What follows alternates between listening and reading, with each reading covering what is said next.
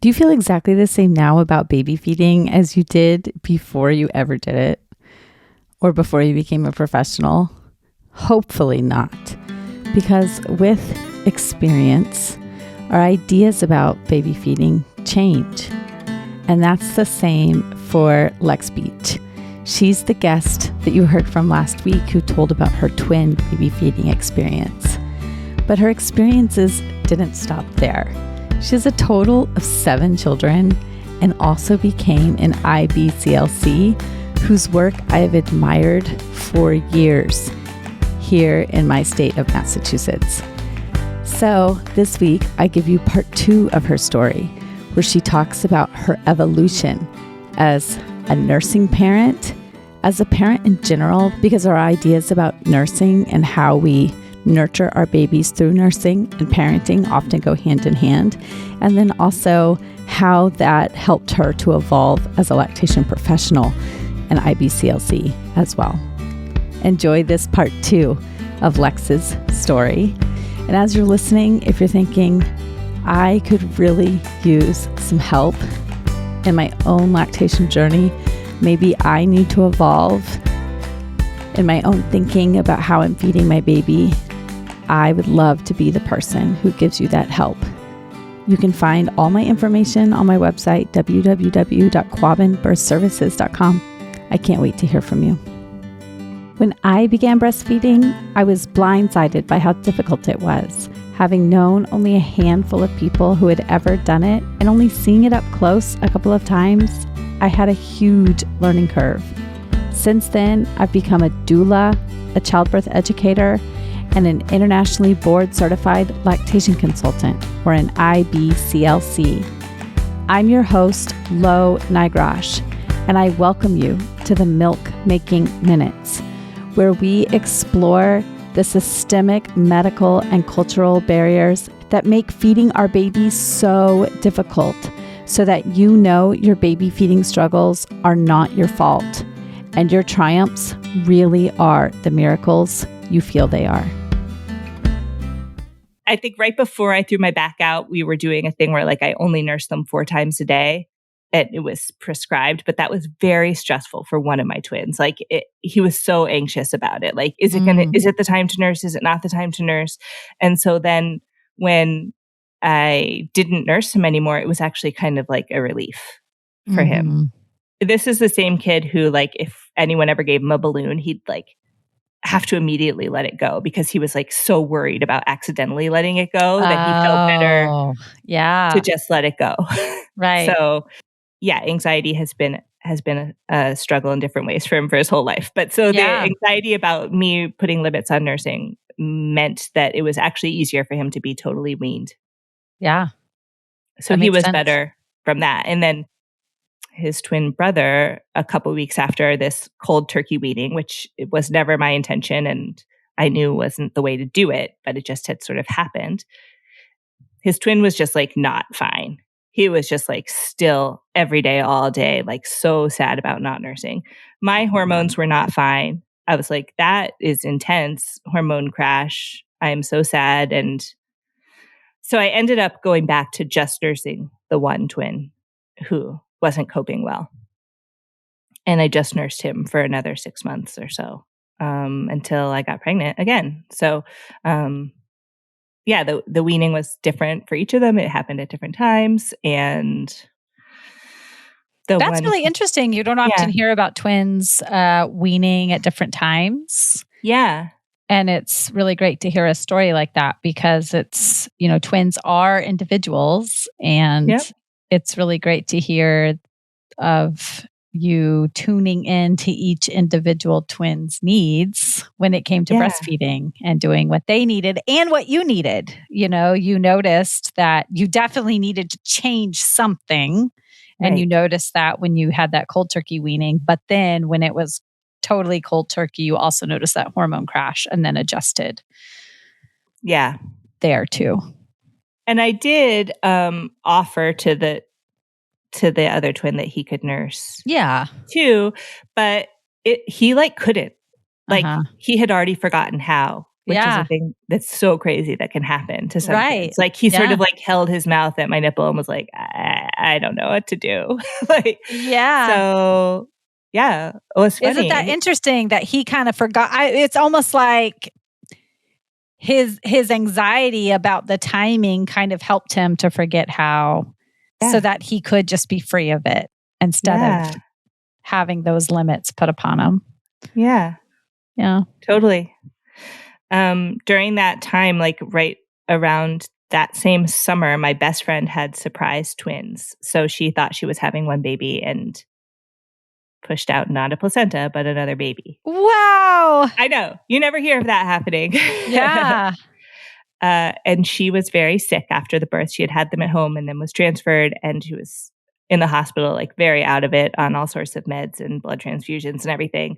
And so I went to help her, and I ended up like nursing her twins for her a little bit, and then also just holding them up onto her breasts every hour and a half or 2 hours to get them through it. And that was like my first time of really being like, this is my work. And it was also healing for me from, because I at that point understood some of the sadness of my birth with the twins and what hadn't happened. So that was a cool thing I got to do, of just go back to nursing newborn twins for a few days. Right. Were you already pregnant at that point?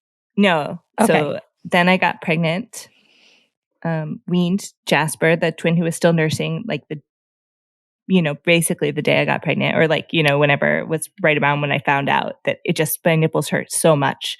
So I was like, oh, this is over for you. And he had just turned 3. So that felt fine. And he planned for the entire pregnancy that he was going to start nursing again when the baby was born. And I was like, okay, we'll see. But he didn't actually want to once the baby came. Yeah. So my experience with nursing my next baby, there was only one of him, which was amazing. I thought I would be like a little sad to only have one baby because I had gotten so into having twins. And I was like, oh my gosh, one baby is the best. I just loved him so much. And like, just to get to give yourself to one baby in that way. And it was so great. The thing I wanted to mention about that nursing experience that was also enlightening. So with Zeb, I had way too much milk, really, because, you want to your body makes more milk with each pregnancy. And I had made enough for twins the first time. So it was just like, I think I could have probably fed 4 babies. I had so much milk. And this poor baby who was already born 10 pounds, 10 ounces, he was the fattest baby even before he started nursing. And then I was just like pouring milk into him. So he was gaining like 1 pound a week. Poor guy. He was really full. But when he was born, he was breathing too fast. He had tachypnea. So he was breathing about 120 breaths per minute. Normal would be 30 to 60. That involved a lot of testing. And ultimately, he was hospitalized for a while. And one of the tests, the end story is that he was totally fine. He breathed really fast for like 4 months, and then he was totally fine. And we never know what happened. But one of the tests that they wanted to do when he was a couple weeks old was like the real test for reflux, where they put a probe in a baby's nose down to their stomach. And I had to write down the start and stop time of every nursing session for 24 hours, which is not something I had ever been paying attention to. I was just like feeding my baby. And it turned out he was nursing for about 3 minutes, about once an hour. And that was what he was doing. And that's totally normal.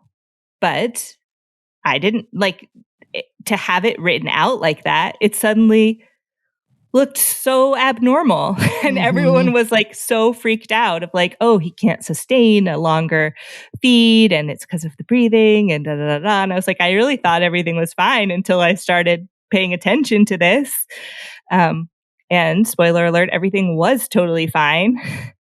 And that's a really normal nursing pattern. But it was a good insight into, because I have a lot of clients who seem to want to write down the start and stop time of every feed. Yeah. And that actually only makes things worse and harder. It creates a lot of anxiety. When I have really clients who have anxiety around milk supply, one of the first things I ask them to do is stop tracking for like a 72-hour period to see how they feel after the 72 hours. Yeah.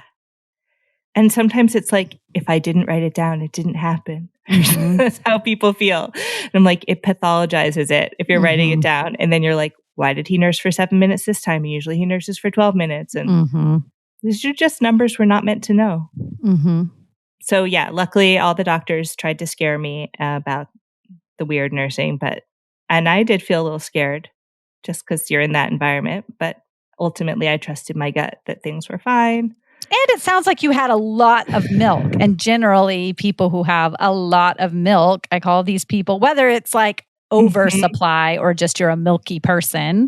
Yeah. You know, the baby tends to have shorter feeds and sometimes they feed more frequently, right? Yes, exactly.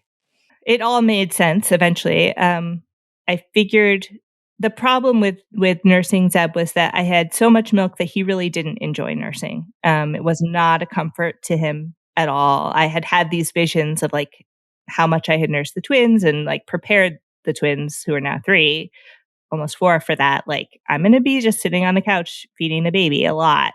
And that never happened because it was like I had to sort of trick him into feeding at all. I'd have to like give him a pacifier, which I had never used with the twins, but it was like the only way to soothe him sometimes, and then do a bait and switch from my breast and be like sneakily feeding him. Like, he would have much preferred to just have a pacifier and not even have to nurse, which also is because he also had an undiagnosed tongue tie. So it was just really hard for him to control the flow of the milk. And it led to nursing strikes. So he probably, when he was 2 months old, had like 14 hours without nursing. And that was another time where like, oh, it's so lucky that I was not pumping, because if I had been, and I see people like this all the time, then I would have for sure just given him a bottle. And then we would have gotten into that whole thing of me having to, choose between exclusive bottling or work on getting him back to the breast. But instead it was like, he has to eat eventually, and eventually he did. And I figured out ways to trick him, but it was not pleasant. It was not at all easy. I tried to do block feeding to reduce my supply. So I would like only feed him from one side for, I think I got up to like 10 hours at a time. Wow. But because I had such a large storage capacity, that didn't actually help at all. It only meant that then he really was getting too much of the high lactose milk. I'm not even going to say that word that I can't stand. I know what word you're trying not to say. So, he's like having green poop and being a really I have an episode about this. I will link. So if anyone is curious about what word Lex is trying to avoid, I will link an episode in the show notes. So go listen to that. Yeah. So block feeding was not the solution for us. And really the solution was just sort of getting through it eventually. And how long did that take? It took about 7 months. And I remember I was like, I'm just going to buy a whole bunch of these pacifiers. And it's great to have a baby who will take a pacifier. And I'm going to put him down for a nap in my bed with a pacifier. And then like that day, he was like, I don't like the pacifier anymore. And oh no, I only nurse to sleep. And I was like, well, I guess this is nice that he likes nursing now. Yeah. So from then on, he loved nursing like any old kid. And he nursed until he was about 4.5. It was just easy to keep nursing him. And I also was curious to see like what happens if you really do that whole child-led weaning thing. Also, during this time, my wife carried and birthed the baby. And so I wanted to keep my milk supply up so that I would be able to nurse that baby too. So I didn't want to cut my toddler back at all, because I was like hoping he would keep my supply up so I could also nurse the next baby. And did you end up successfully nursing that baby as well? Yeah. So Leo was born when Zeb was 2.5. And my wife was for sure his primary breastfeeder, especially in the beginning. We would intentionally, we wanted her to be the one feeding him so that he would get her milk, not my toddler milk. But I would nurse him for comfort. Like if I had just nursed the toddler and my wife was in the shower or something and the baby wanted to nurse, I would let him nurse for comfort, or just because I was like, it's so weird for me to have a baby and not nurse it. So I'm going to. And it was great and really pretty cool to both be nursing him. When she went back to work when he was like 3 months old, I became his primary caregiver. And so I could nurse him sort of in between feeds. Like he still needed to nurse with her every 4 hours or so. And luckily she worked from home, so we could do that. But I could hold him over for about 4 hours with my meager milk supply, which I have no idea what it was because never pumped, but it wasn't a lot. I don't think he got a lot of milk from me, but he got enough to where he could be held over or like nursed to sleep. Mm-hmm. Did you notice any increase in your supply as a result of the infant nursing? I didn't. Okay. And some of what I read at the time when I was looking into it was like, I would actually probably have better luck to wean the toddler and like induce lactation. Oh, wow. If I really wanted to, like at that point, it's hard to change things. Like it was so established what it was that, I mean, you hear of stories of people like there's a disaster and they suddenly start making all this milk to feed all their children. But yeah, that wasn't my experience. I mean, I was still nursing Zeb a lot and I didn't feel like I had much milk for either of them. Mm-hmm. Was it painful at all to nurse the infant? It wasn't, no. Okay. I think at that point there was no pain at all. Okay. in nursing, there was very little sensation. Yeah. And so my wife and I split up when that baby was a year old. So at that point, we didn't get to have the experience of like two parents both nursing a baby, which was going to be really cool, which was cool for that 1 year. But we did get to have the benefit then of like whichever house he was at, he still had a nursing mom with him. Oh, so that was pretty great. And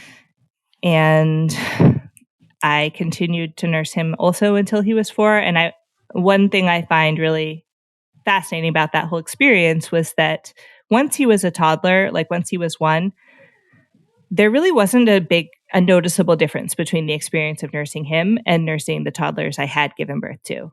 Yeah, I was going to ask that. I was hoping it wasn't an insensitive question. No. I was wondering if you felt any difference just emotionally nursing Leo as opposed to the other children that you had nursed. No, it was hormonally, it was definitely different.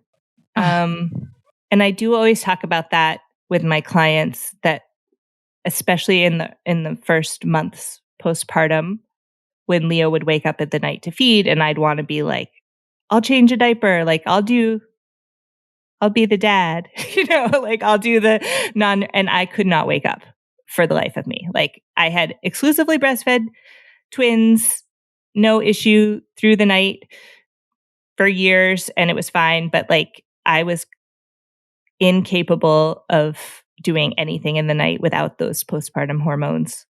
So I always try to tell my clients that like if they're getting upset that their partner is so tired, even though the partner is sleeping so much more than they are, that in the absence of the hormones, it's really a lot harder.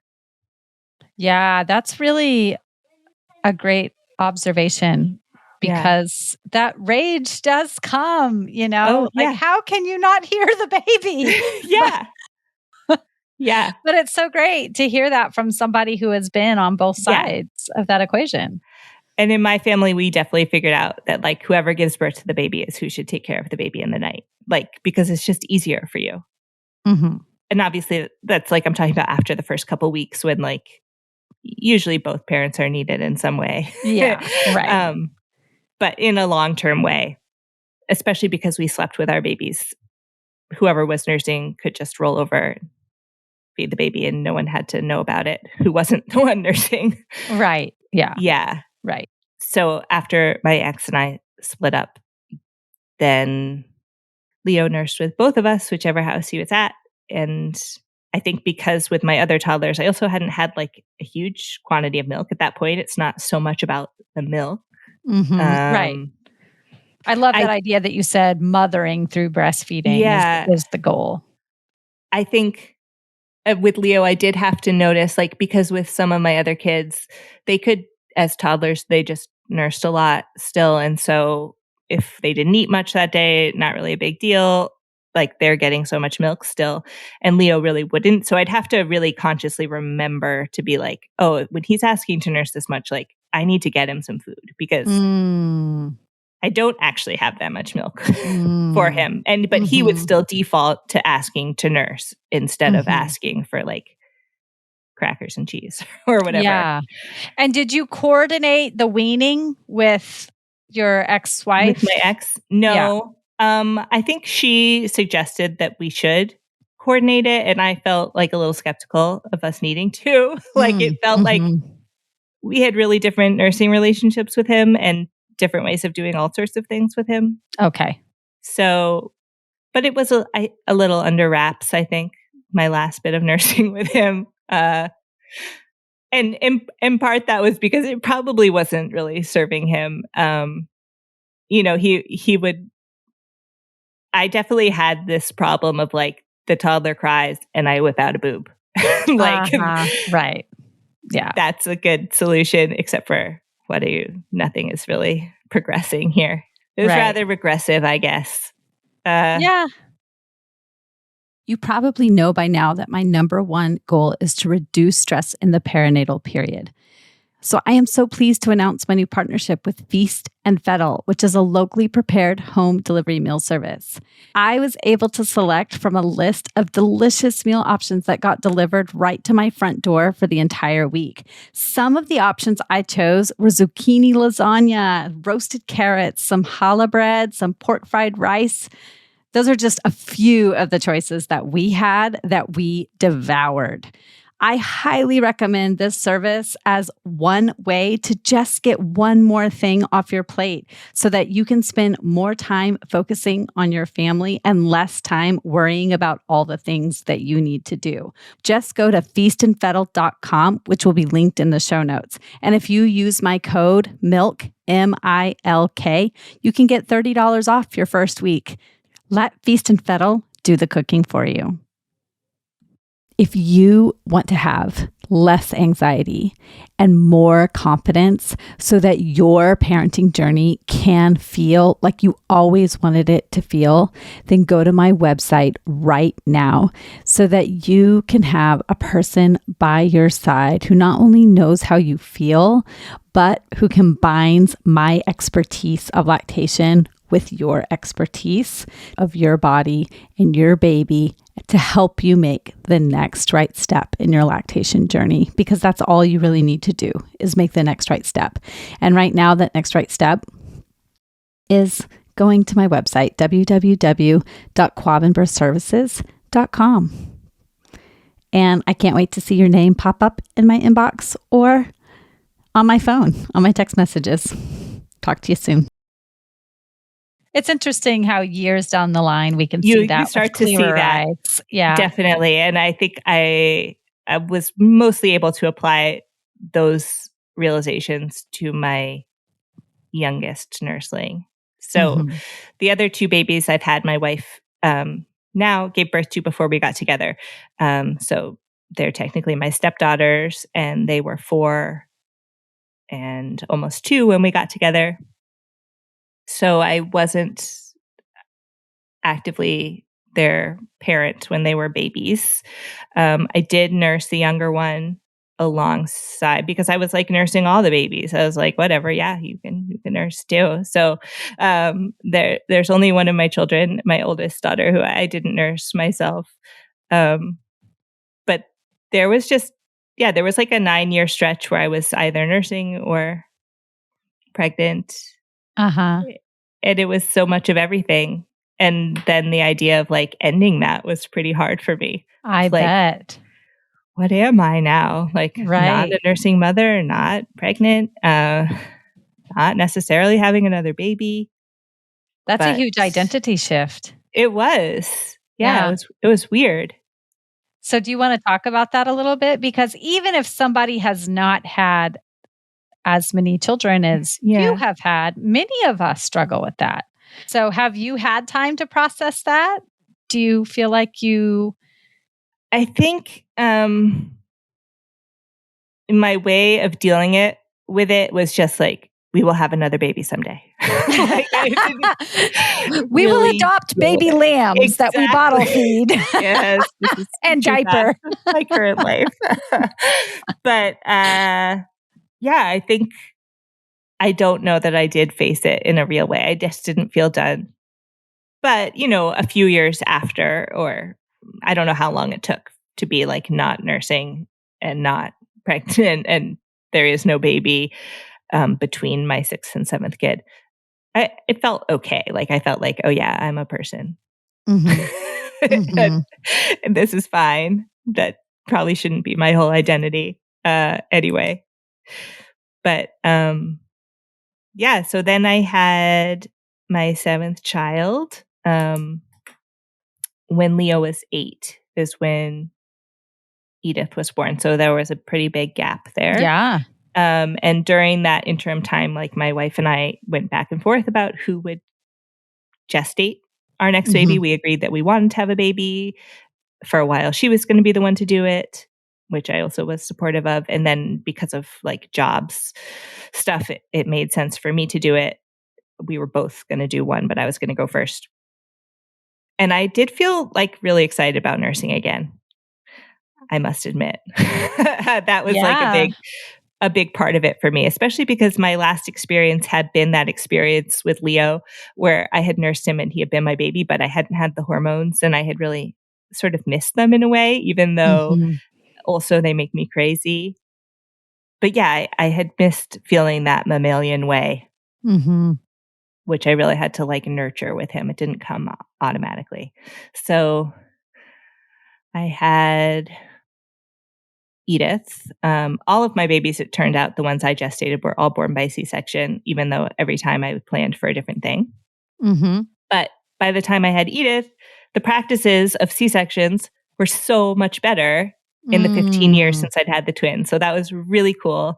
When Edith was born, she, we had like the clear drape so I could like watch the whole thing. And they had her like crawl out of the incision, which I don't know. That seems a little bit like fake news to me, but they try to be gentle about it. Yeah. By this point, I knew to ask for all the anti-nausea drugs ahead of time, and like I know a lot about like which medications I can handle and which ones I can't, and I don't want to be out of it, and so I felt good. And she just went directly on my chest. And I remember thinking like, oh gosh, like she's got like vernix, like none of my other babies had vernix. And I was like, actually I have no idea if they did because they were like rubbed down and wrapped up before they came to me. What a difference. Yeah. Not Leo, who my ex gave birth to, was born at home. So that was a really beautiful undisturbed birth too. But with the ones I had given birth to, it had been this bad old fashioned C-section way.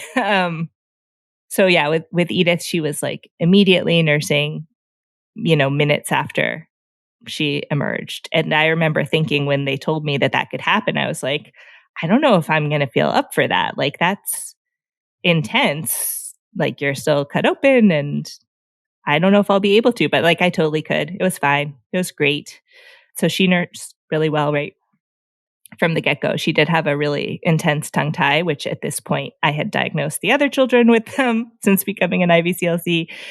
So I knew to anticipate that. And so it did really hurt a lot. She really wrecked my nipples in those first few days, but we got her tongue released when she was only 5 days old. And that solved that completely. And it was just like... Immediately. Like it went from so painful to the only word I could use was gentle. Like it just felt gentle. Like I couldn't believe like it still worked because it felt so fine. Like I had just gotten used to like if she's on, it's hurting. It's like, is she really on? It feels this gentle? Yes. So I really wanted to not have oversupply this time. And I had done a lot of research about it and helped a lot of families. And I think it's still an area I feel like whenever I see that as a topic at a workshop, I'm like, oh yeah, I want to see what they have to say about that. Because it's really hard to navigate. It's not straightforward. No. And you don't want to fix it too soon. You don't want to navigate it too soon for fear of what could happen down the line. Yeah. And I don't know, like when someone like me who has a large storage capacity, like you can't do the block feeding part. Like the breast will just be like, okay, sure. We'll hold 15 ounces between feeds. Like that's fine, you know? Right. And I had done some research into like inflammation in the gut being related to it. So I had that idea of like, oh, I should do like a paleo diet maybe or something like that. I had sort of dabbled in that in the past years. Then it turned out I got really sick after Edith was born. It just like constant diarrhea, like so unwell. And I was diagnosed with celiac disease, like when she was just, I don't know, less than 2 months old. So I'm intolerant of gluten, had to cut gluten out, which is something that is sometimes recommended for oversupply. So it could be that helped. It's not that I chose to do it for the oversupply. I just had to do it because I found out I had celiac disease. But what my plan was that I was going to pump first thing in the morning. Like after I got up, I was going to just pump one breast to empty, the breast that she didn't feed from.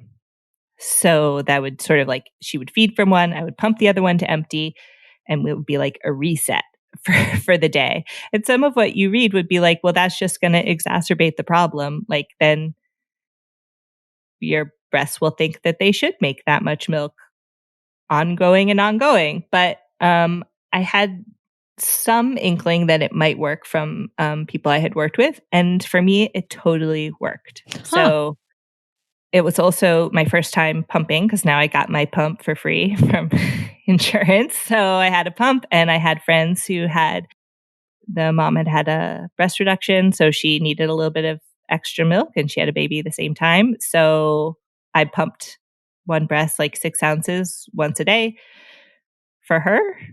And it was great. Like I did not have too much milk. Edith gained the normal amount of weight, not a pound a week. And I didn't have clogged ducts. I didn't have mastitis. I didn't have, the like where she's resistant to feeding because she's going to drown. So there were a few things. It was like, maybe it was that we got her tongue tie released. Maybe it was that I had cut out gluten.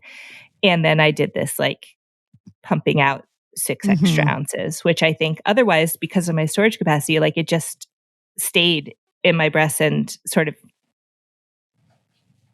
made my milk high lactose and all that. Yeah, fascinating. Yeah, pretty cool.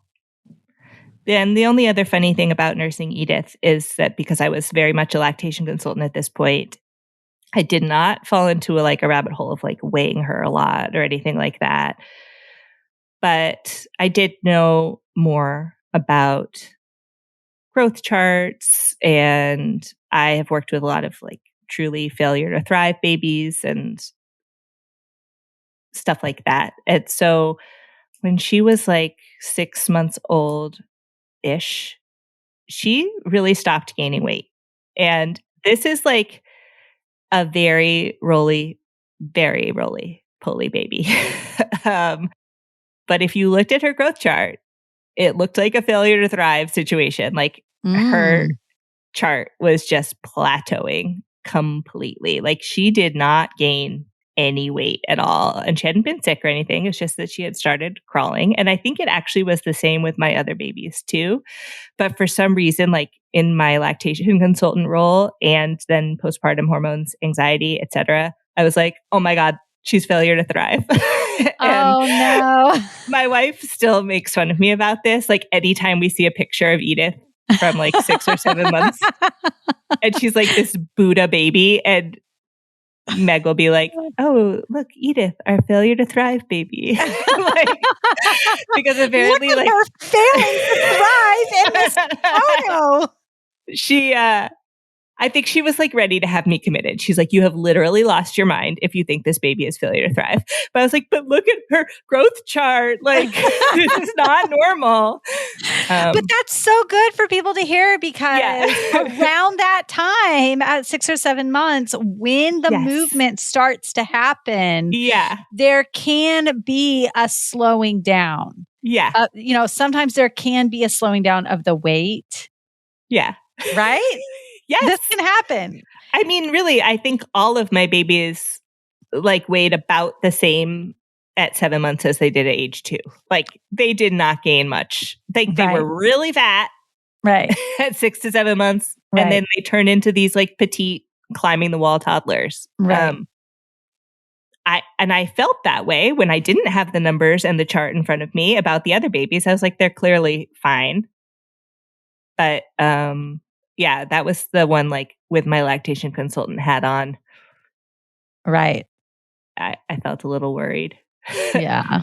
Did you ever bring this concern to your providers? No, but I did feel a little alarmed that they weren't concerned. Why isn't my doctor sending me off to the emergency room? Yeah. Why don't they care about this growth chart?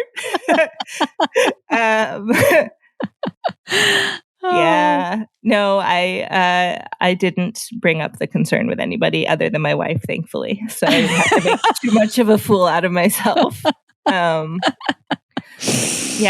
then Edith, I did a different thing with her. I didn't do the like every time she cries, I whip my boob out. I really felt like I'm going to calm you down and like, let's talk about this. And then if we're going to nurse, like we might still nurse, but I didn't ever like nurse her in the moment of upset. I felt like I had learned that I wanted to do things a little differently there.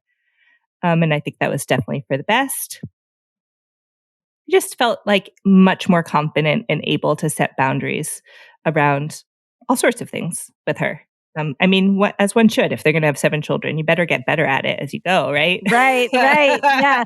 You had teenagers by then, so you had learned how to deal with strong emotions. Yes. Yeah. The hardest part with Edith was like having to teach the teenagers that they couldn't just like give her whatever she wanted. And they were like, but she's so cute. I was like, yes, but we are raising a human. How do you want her to turn out? Right. And then part of that ended up meaning that I did not nurse Edith as long as I nursed the babies before her, which is sort of a different trajectory than a lot of people have. I think you tend to have a story of like each baby nurses a little longer than the one before. Edith, I also did not enjoy sleeping with her after, by the end of her first year, she just was so wiggly. So the other kids had slept with me until they were like at least 2. And she was out and slept in a crib. She was our first of the 7 kids to have a crib. Wow. Starting when she was about 1, and like slept through the night. We didn't, have to sleep train her or anything. It just happened. But it was a different experience, and it was fun. And it was funny with the pumping also, because we hadn't ever pumped or used bottles. None of the first 6 children ever had a bottle, which wasn't as principled as I just made that sound. It just was like, it wasn't necessary. It didn't come up really.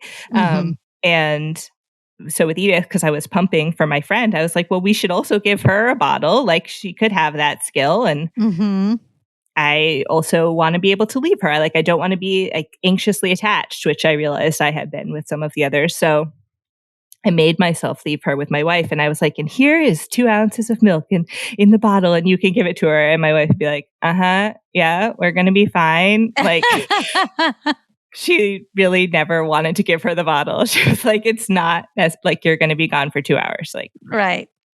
The baby does not need that much milk, but it did give me peace of mind, I think. Yes, exactly. To leave the milk, even if she hardly ever had it.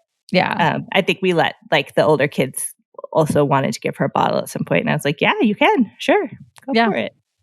So thinking back, I'm just thinking about the people, your friend who had the surprise twins that you nursed their babies, and then all of your 7 children, and then you donated milk.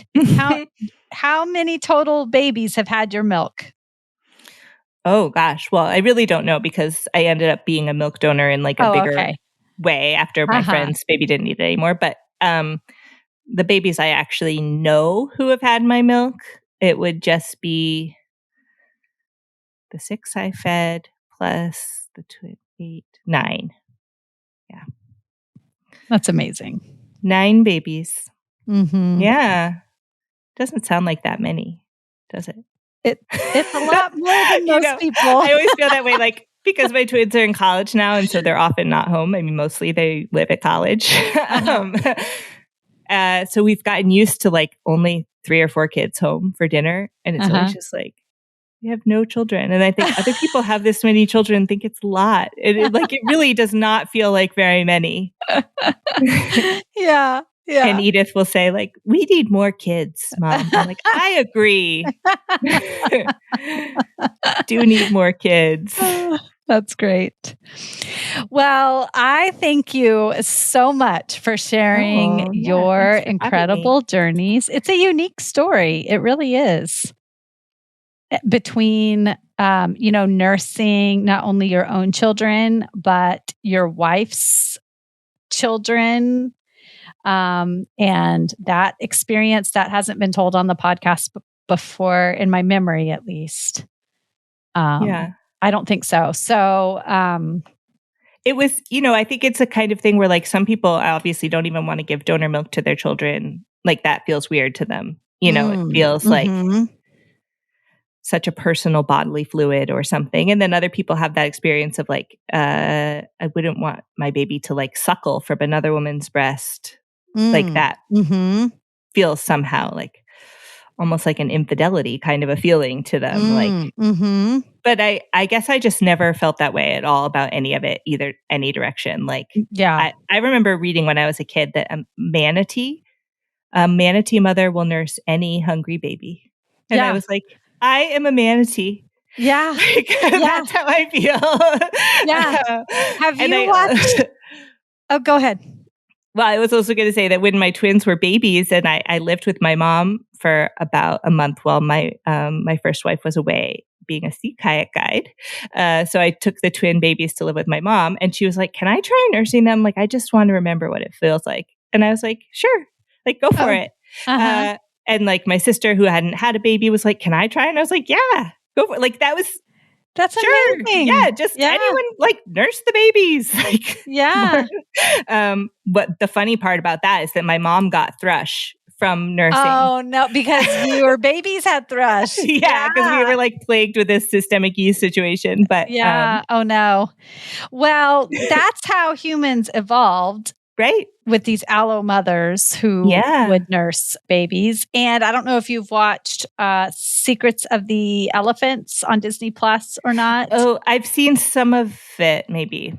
But they show this baby elephant who, if it shows this clip of this baby elephant go up to its own mother and tries to nurse, and the mother just won't have it. She doesn't want to nurse right now. And so then it goes off to another elephant who doesn't even have a baby, but that elephant just lets it nurse for comfort. And the documentarian says elephants do this. The babies can just nurse from anyone.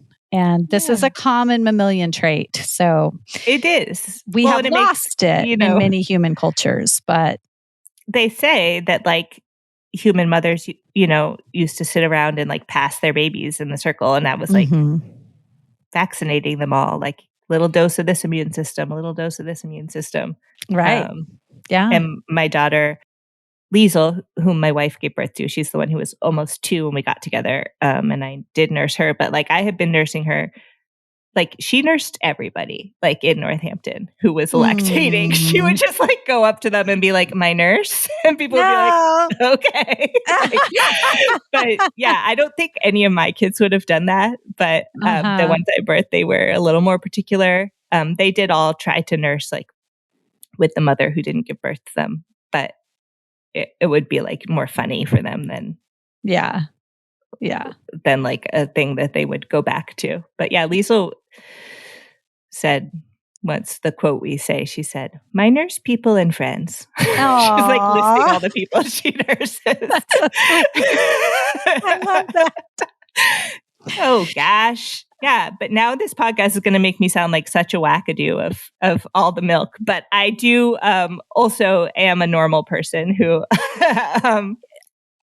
no, you are not regarded as a wackadoo in this area. Okay. Yeah, you are regarded as a highly trained, very compassionate lactation consultant who sees lots of clients and patients and meets them where they are. So just because this is your journey, you do not expect that to be everybody else's journey. So just like when I tell people I nursed through 3 years of pain, but I never would expect anybody else to do that because that was my story. I don't expect anyone else's story to be the same.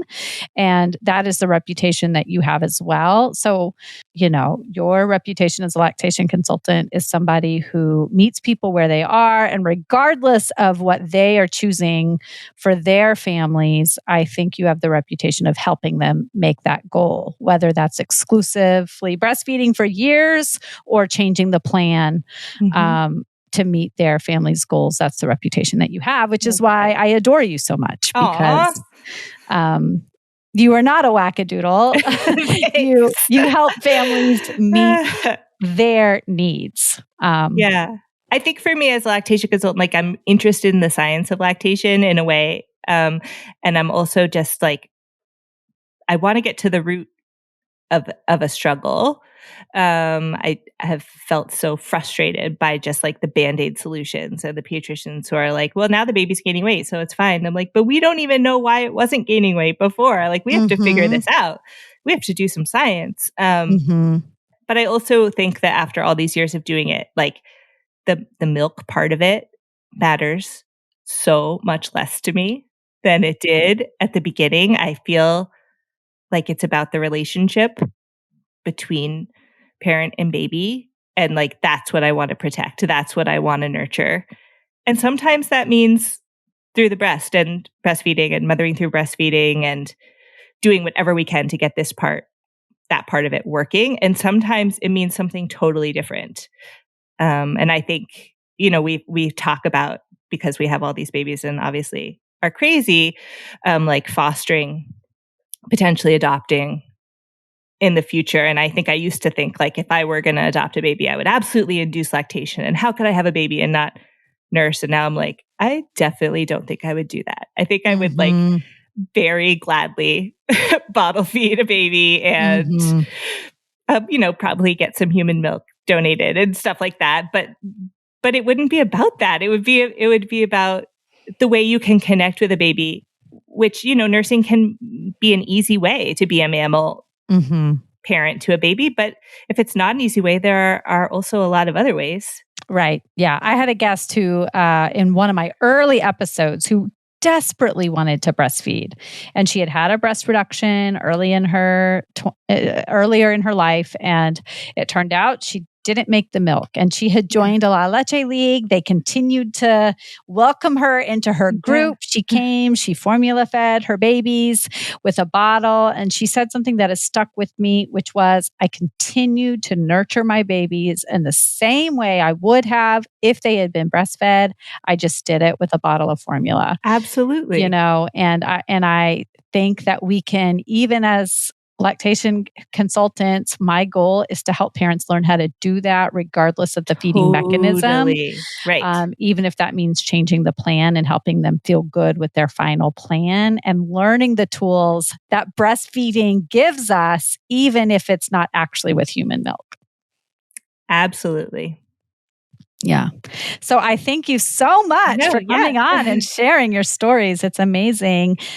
Where can people find you and connect with you if they would like to do so? Well, I do have a website about lactation. Mostly I just work at this birth center now.